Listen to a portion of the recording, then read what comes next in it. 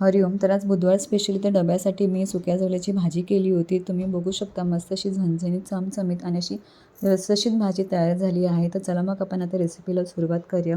तर त्यासाठी इथे मी कढईमध्ये तेल घेतले. तेलामध्ये बारीक चिरलेली लसूण घालायची आहे. लसूण थोडीशी लालसर झाली की त्यात आपल्याला 2 बारीक चिरलेले कांदे घालायचे आहेत. कांदा छान परतून घ्यायचा आहे. कांदा थोडा भाजत आला की त्यात आपल्याला बारीक चिरलेले 2 टॅमॅटो घालायचे आहेत.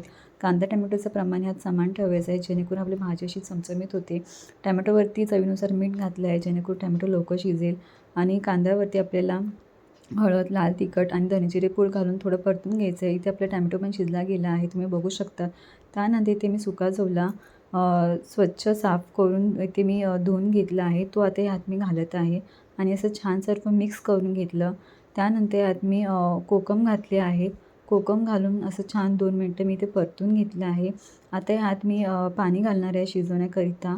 पाणी ह्यात जास्त नाही घालायचं आहे, थोडंसं जवल्याच्या वरतीच पाणी ठेवायचं आहे आणि छान असं झाकण लावून शिजून घ्यायचं आहे. तुम्ही बघू शकतात आपली इथं जवला शिजत आला आहे. त्यानंतर यात कोथिंबीर घालून पूर्ण भाजी सुकून द्यायची आहे.